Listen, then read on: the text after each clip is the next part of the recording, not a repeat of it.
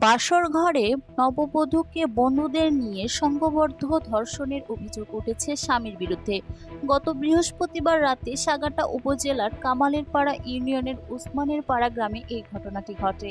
এই ঘটনায় ধর্ষণের শিকার ওই গৃহবধূর স্বামীসহ 7 জনকে আটক করেছে পুলিশ।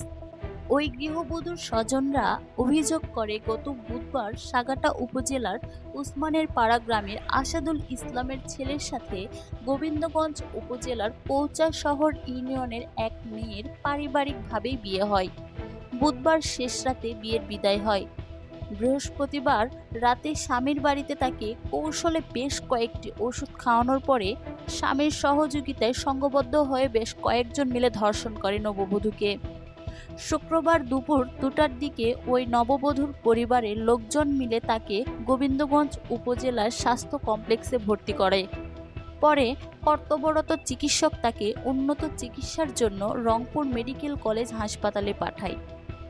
এই ঘটনায় শুক্রবার রাতে ধর্ষণের শিকার ওই নারীর পরিবারের পক্ষ থেকে গোবিন্দগঞ্জ থানায় অভিযোগ করা হলে শনিবার তার স্বামীসহ 7 জনকে আটক করে পুলিশ।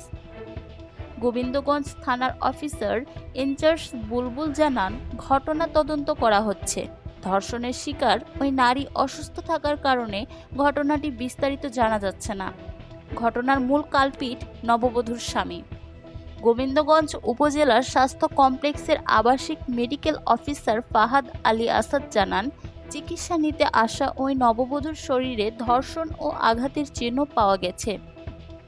বন্ধুদের দেওয়া কথা রাখতেই স্ত্রীর বাসর ঘরে বিলীন করে দেন স্বামী। স্থানীয়রা বলেছেন, বিয়েটি পারিবারিকভাবেই হয়েছে, কিন্তু বাসর ঘরে স্ত্রীর ভাগ্যে বন্ধুদের দেওয়া ঘটনাটি কেন ঘটল এটা তারা আন্দাজ করতে পারছে না। তারা বলে, বাসর ঘরে স্বামীসহ 4 জন মিলে স্ত্রীকে ধর্ষণের মতো ঘটনাটা নির্বাক করেছে পুরো এলাকাবাসীকেই। এমন কোনো নেক্কারজনক ঘটনা এর আগে কখনো ঘটেনি রংপুরে।